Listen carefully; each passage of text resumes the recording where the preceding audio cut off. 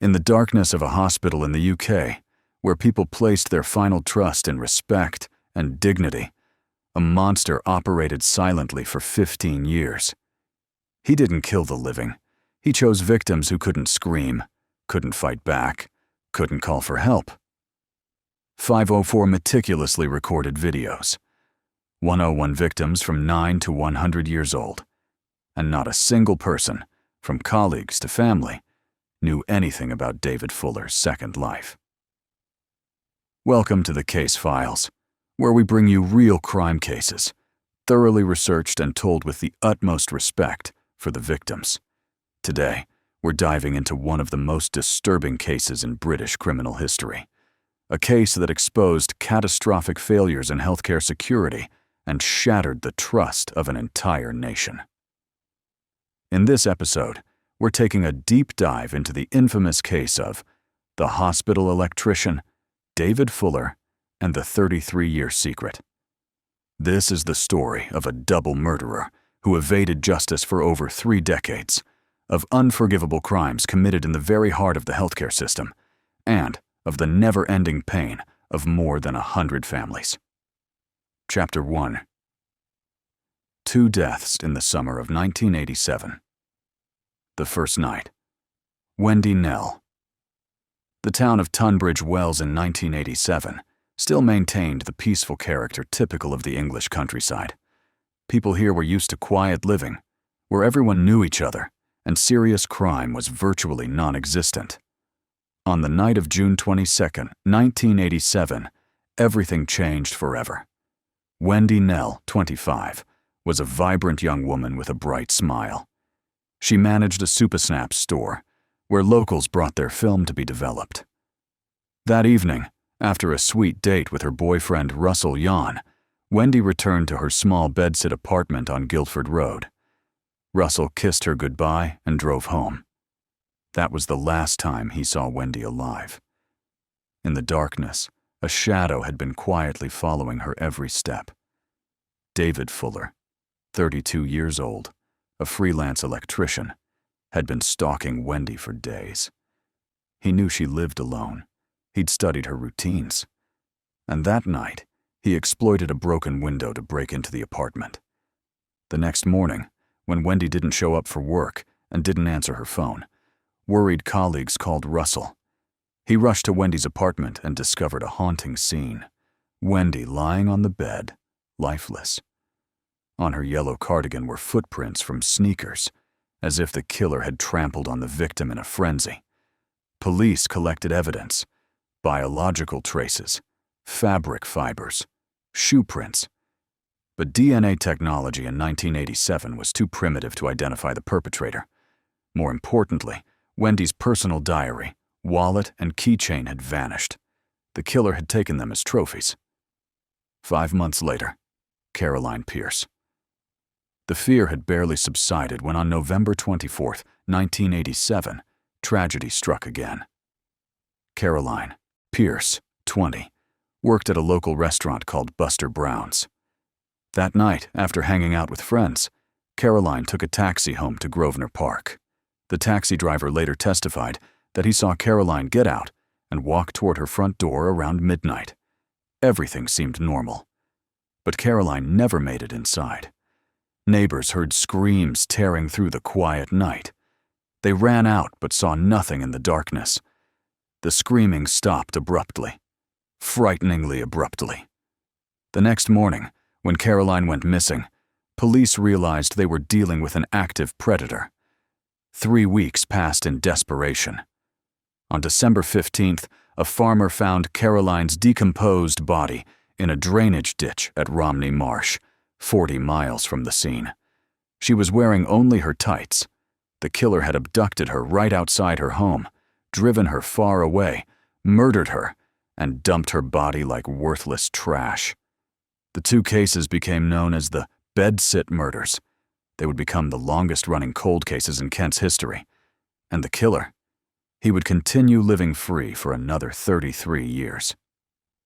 Chapter 2. The Double Life of a Predator. 1989. A new job, a new opportunity. 2 years after killing 2 women, David Fuller applied for a job at the Kent Hospital System as a maintenance electrician. His record was perfect. No criminal history. No priors. The interview went smoothly. Fuller was hired at Kent and Sussex Hospital. The managers couldn't know they had just opened the gates to hell. Fuller was a model employee in everyone's eyes. Quiet, polite, always on time. He didn't drink, didn't smoke, didn't cause trouble.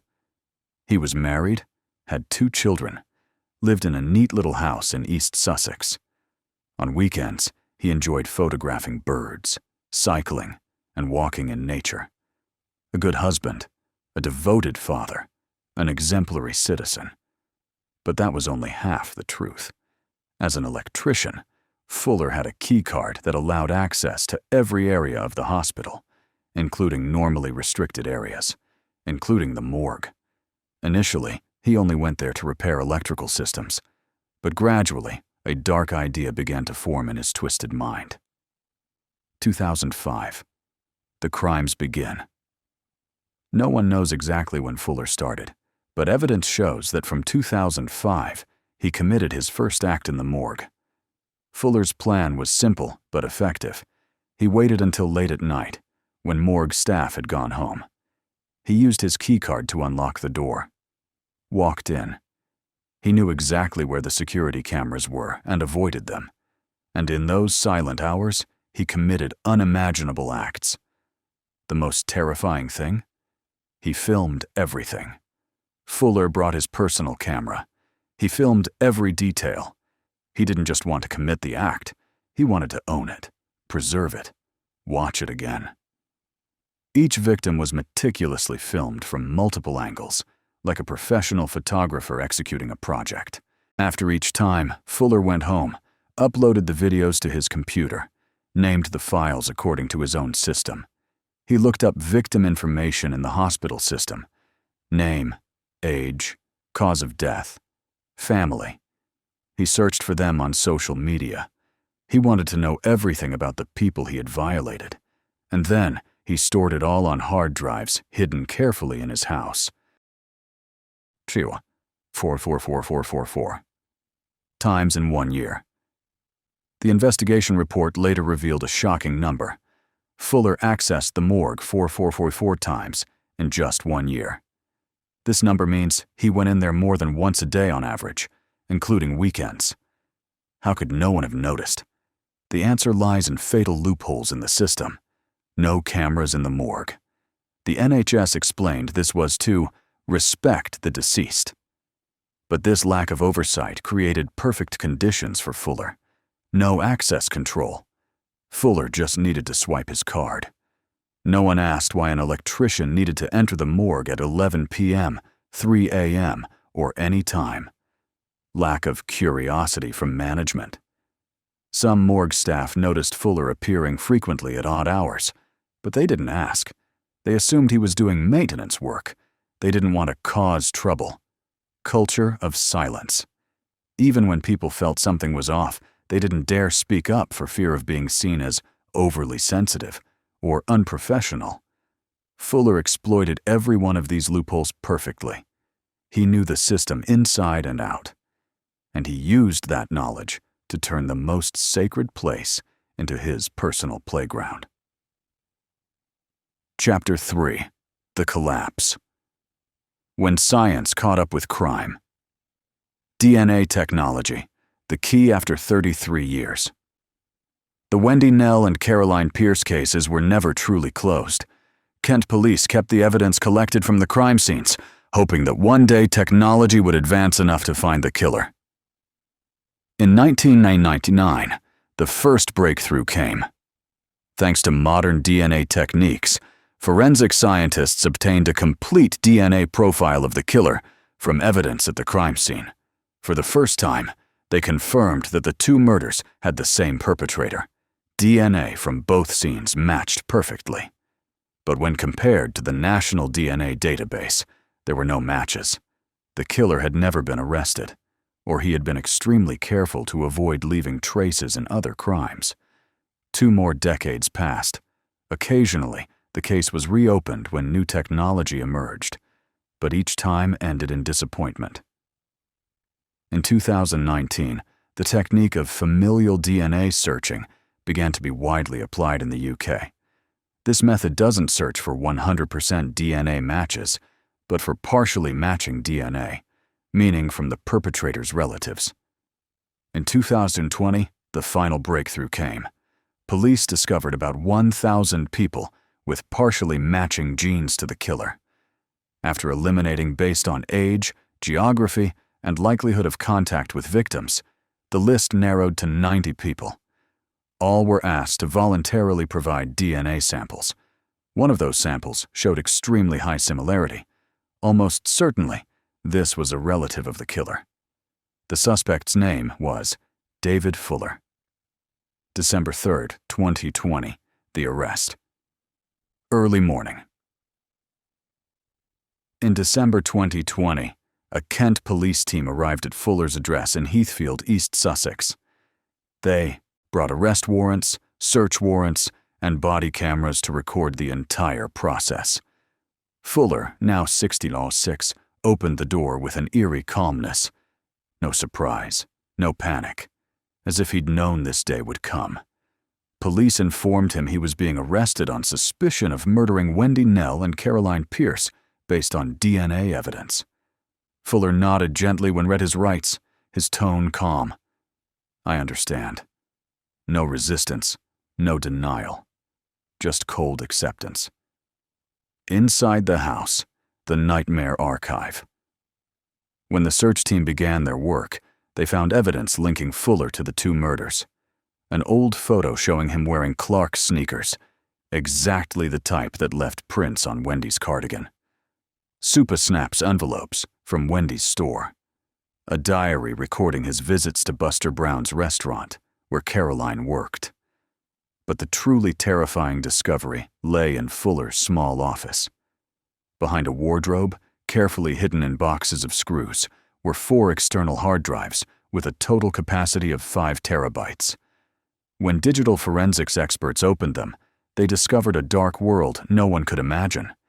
51 images and 504 videos, all filmed by Fuller himself, all recording his violations of corpses in hospital morgues.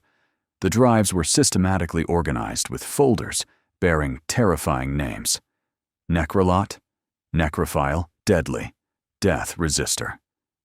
In the Deadly folder were 36 subfolders, 27 of which were named according to the formula. Number, woman's name. Number. Each folder contained videos and photos of a specific victim. Fuller didn't just violate corpses. He turned them into a collection, numbered, categorized, and stored like a professional warehouse manager. A senior investigator recalled, "It took us a year to watch all 504 videos. Many colleagues had to take leave for psychological treatment afterward." Chapter 1. In the interrogation room. Meeting the devil. The interrogation room at Kent Police Station in December 2020 was colder than usual. Or maybe it was just the feeling of the investigator sitting across from David Fuller. He sat silently, hands neatly placed on the table. No trembling. No sweating. No avoiding eye contact.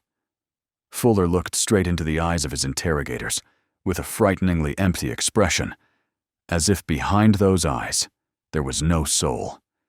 The investigators had faced hundreds of criminals, but there was something different about Fuller. Not aggression or resistance, but absolute indifference. When asked about the 2 murders, Fuller answered in a monotone voice, as if talking about a trip to the supermarket. It all happened in the evening. Then he nodded gently. Yes, I admit the crimes. The room fell silent. After 33 years, the killer had finally confessed. But when asked to explain in detail, Fuller said something that made everyone shudder. But I don't want to go into details. Not because of remorse or shame, but simply because he didn't see it as necessary. I don't know, and I don't remember. The hardest part of the interrogation wasn't getting Fuller to confess. He was ready. It was understanding why. Why did he film the videos? Why did he store them systematically? Why did he record victim information? Fuller was silent for a moment, then answered, "I don't know." 3 simple words, but they encompassed the entire horror of the case. Fuller couldn't, or wouldn't, explain his motive. No story of a painful childhood, no psychological trauma, no special incident, just pure evil. When asked how many times he'd done it, Fuller shook his head. "I don't remember." But the hard drives told a different truth. He remembered very well. He numbered each victim, recorded details, stored carefully. He simply didn't want to say. Detective Chief Inspector David S.P. later shared. Fuller talked about horrific crimes as if discussing the weather, completely emotionless. No humanity. That's when I realized we were dealing with a truly dangerous person. Not because he was violent, but because he was completely apathetic. 2 lives in one body. In another interrogation, Fuller said something noteworthy. He described himself as having 2 completely different lives with no overlap. One life, almost Christian, and one life, deadly. This wasn't an excuse, but an accurate description of how Fuller had lived for over 30 years. The light life. Good husband, devoted father, model employee. Someone who enjoyed photographing birds, walking in nature, living peacefully with family. The dark life.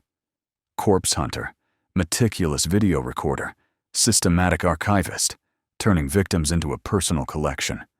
These 2 lives never touched each other. His wife didn't know. His children didn't know. Colleagues didn't know. Evil hid perfectly behind the mask of normalcy. Chapter 4, Darfur Horror 101 Victims' Lives Robbed of Dignity. The painful number. Through forensic image analysis, cross-referencing file creation times with morgue access logs, and evidence from videos, police identified at least 101 victims. But the actual number could be much higher, possibly hundreds, because Fuller worked in the Kent healthcare system from 1989 to 2020, over 30 years. Many old videos couldn't identify victims due to poor quality or lack of information. The victims were women and girls from 9 to 100 years old. 9 years old.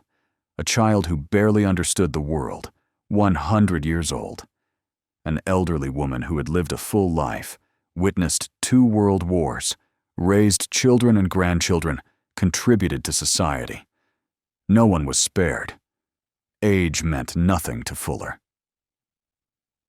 Lives worth celebrating. Out of respect for victims and families, police didn't release the names of most victims. But they revealed these were women with admirable lives.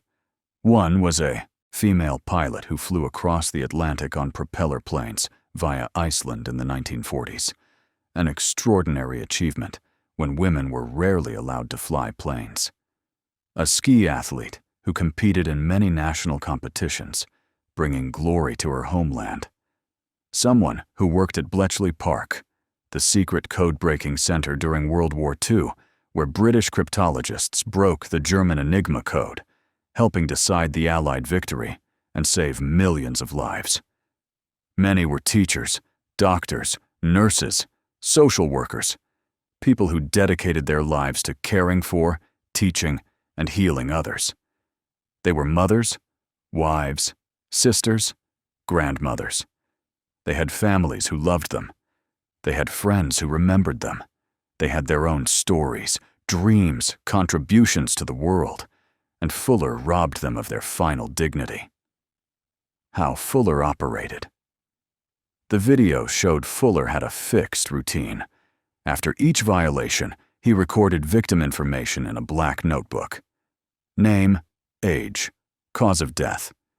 He looked them up in the hospital system for more details. He searched for them on Google and social media. He wanted to know who they were. He wanted to possess not just their bodies, but their identities. Some victims were visited by Fuller multiple times. In the notebook, next to their names, were multiple marks showing he returned to them, as if they were favorites in his collection. The most frightening thing revealed in one video. Fuller was almost caught. Someone entered the morgue while he was committing the act. Fuller quickly hid. The person looked around, saw nothing unusual, and left. As soon as the door closed, Fuller stepped out and continued as if nothing had happened. This coldness shows he was completely apathetic, like a machine without a soul. Chapter 6. The Trial and Sentencing. From denial to admission. When the case went to trial at Maidstone Crown Court in November 2021, Fuller initially denied the murder charges. His lawyer argued diminished responsibility, reduced cognitive capacity, hoping to reduce the charge from murder to manslaughter. But when evidence was presented in court, 100% DNA match, shoes matching the prints, 1987 PIN code, diary entries about victims, and especially the 818,000 images and 504 videos, Fuller realized there was no escape. On the 6th day of the trial, he changed his plea. Fuller admitted to killing Wendy Nell and Caroline Pierce, along with 51 other charges, including 44 acts of corpse violation involving 78 victims from 2008 to 2020. Why did Fuller change? Possibly because the evidence was too overwhelming. Or perhaps part of him wanted the world to know about his achievements. That's the nature of serial killers. They want to be recognized even in revulsion. December 15, 2021, historic sentencing. Exactly 34 years after Fuller killed Caroline Pierce, Judge Mrs. Justice Chima Grubb pronounced sentence. She looked straight at Fuller and spoke words that would be recorded in British legal history. You became a vulture, selecting your victims from the dead in the concealed world of the hospital mortuary that you were free to inhabit simply because you had a swipe card. The depravity of what you did defies belief. Your conscience was seared. David Fuller was sentenced to life imprisonment without parole, whole life order. This is one of the heaviest sentences in the UK, reserved only for the most dangerous and heinous criminals. Fuller will die in prison. Never a chance for release. Never freedom. Never a normal life again. In December 2022, Fuller pleaded guilty to an additional 12 counts of corpse violation and 4 counts of possessing child pornography. The total confirmed victims rose to 101 people. Fuller is currently held at HMP Frankland, maximum security prison in County Durham, alongside Britain's most dangerous criminals. He will never see free sunlight again. Free sun. Chapter 11. The Unhealable Pain. When truth was revealed. In November 2021, when police announced the Fuller discovery, all of Britain went into shock. But no one was more hurt than the families of the 101 victims. Kent Police opened a hotline. Over 450 calls came in during the first days. People were terrified, wondering if their deceased loved ones were on the list. Many were afraid to ask, fearing the answer. But they needed to know the truth. Imagine, you've gotten through the pain of losing a loved one. You've cried. You've held a funeral. You've learned to live on. And then 5, 10, even 15 years later, police call and tell you that after they died, a monster did the unimaginable. How could you go on? How could you sleep? How could you look at their photos without seeing Fuller's image? According to reports, some families committed suicide after learning the news. They couldn't bear this pain anymore. Nevzat Kamal's story. Mrs. Azra Kamal died in 2017 at age 100 after a stroke. She had lived a full life, with family holding a grand 100th birthday party. She deserved to rest in peace. But Fuller robbed her of that. Her son, Mr. Nevzat Kamal, told media, "I can't sleep. Every night I wake up thinking about what he did to my mother. No justice is enough. No amount of money is enough." The NHS offered $7,500 compensation, about $9,500, Mr. Kamal refused. My mother deserved more than that number. All the victims deserve more. The French mother. You need Jesus. In 2014, a French family visiting the UK was in a horrific car accident. 2 daughters aged 16 and 22 died. The father died shortly after. The mother was the only survivor, losing her husband and 2 children in one day. Years later, she was informed both daughters had been violated by Fuller. In her statement to the court, she said, "Your actions are of the devil and Satan, but I will forgive you. I want to tell you, you need Jesus." Not because Fuller deserved forgiveness, but because she didn't want hatred to continue destroying what remained of her life. Every time I look at Mom's photo, I see him. The son of a victim named Tanya Mikulon shared, "Every time I look at photos of my mother, beautiful pictures, happy memories, David Fuller's image appears in my head. He took not just my mother's dignity, but my memories of her." This is the second crime Fuller committed. He didn't just violate victims, he poisoned the memories of the living. Every photo, every beautiful memory is now shadowed by the image of the monster. Compensation fund, justice, or insult. In late 2022, the NHS established a voluntary compensation fund ranging from $25,000 to $30,000, with some cases reaching 6 figures. But the NHS didn't admit legal responsibility. They called it charitable payments. Many families felt insulted. A representing lawyer said, "They want the NHS to stand up and say, 'We failed. We're sorry. This will never happen again.' But instead, they get checks with cold letters. Is any amount of money enough to ease this pain? The answer is no. Never. Chapter 8. System Failure.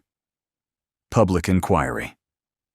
After the trial, all of British society asked, how could this happen? How could Fuller exist for 15 years without being discovered? The British government opened an independent public inquiry, led by Sir Jonathan Michael. Mission: investigate all failures and ensure this never happens again. The inquiry lasted nearly 4 years, interviewing hundreds of witnesses, reviewing thousands of documents. In July 2025, the final report was published with a painful conclusion. Current systems for managing and overseeing care of the deceased are inadequate, ineffective, and in many critical areas completely absent. Most frightening. Similar crimes could happen again. 444. Times and no one asked. The most frightening number in the report. Fuller accessed the morgue 444 times in 1 year without being questioned. How? No cameras in the morgue. Reason: respect for the dead. But this very thing created perfect conditions for Fuller. No access control. Fuller just swiped his card. No one monitored. No one asked why an electrician needed morgue access at midnight. Lack of curiosity from management. Some staff saw Fuller appearing frequently at odd hours, but no one asked. The report used the phrase lack of curiosity as a fatal error. Culture of silence. When people felt something was wrong, they didn't dare speak up for fear of being seen as troublemakers. An investigator said, if just one person, just one single person, had asked, "Why are you here so much?" everything might have been different. But no one asked, and 101 people paid the price. Comprehensive reform. The report made 15 reform recommendations. Install cameras in morgues with privacy protections. Strict electronic access control systems. Train staff to recognize suspicious behavior. Build a speak-up culture. Encourage reporting. Regular security audits. Clear regulations on who can enter and when. The NHS committed to implementing all of them. But many ask, is it too late? Chapter in Siwine. Analysis. Inside the devil's mind. Why did Fuller do this? Criminal psychologists studied Fuller and offered analysis. necrophilia. Sexual deviation toward corpses, extremely rare and severe. Complete lack of empathy. Fuller had no ability to empathize. In his mind, victims weren't people but objects. Need for absolute control. With the living, he couldn't have complete control. But with the dead, he had absolute power. They couldn't refuse, resist, or report. But most frightening, Fuller was a highly organized criminal. He planned. He was careful. He recorded. He collected. He encrypted data. He lived 2 parallel lives for 30 years without them touching. That's the sign of a professional predator, not an impulsive actor. Hypothesis: why stop killing? Fuller killed 2 women in 1987. After that, to our knowledge, he didn't kill anyone else. Why? Police offered a frightening hypothesis. When Fuller got morgue access from 1989, he no longer needed to kill. He had an unlimited supply. No need to hunt, no need for risk. Just wait for the dead to be brought in. An investigator said, perhaps Fuller would have killed more people if he hadn't found work at the hospital. That job inadvertently stopped a serial killer, but created another crime. Perhaps even worse. Conclusion. Lessons from nightmare. The David Fuller case is one of the most terrifying in British history, not just because of scale. 101 confirmed victims, possibly hundreds actually. Not just because of duration. Over 30 years from first murder to arrest, 15 years of corpse violation undetected. But because of location. The hospital, considered the safest place, where life is cared for and death is respected. And because of nature, Fuller didn't just violate. He systematically filmed, carefully stored, turned victims into a collection, numbered and categorized. But most importantly, this case proves evil can hide perfectly behind an ordinary appearance.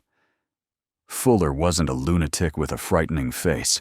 He was an elderly model employee, good husband, devoted father, someone who enjoyed photographing birds on weekends. And that's the most frightening thing. Did justice come?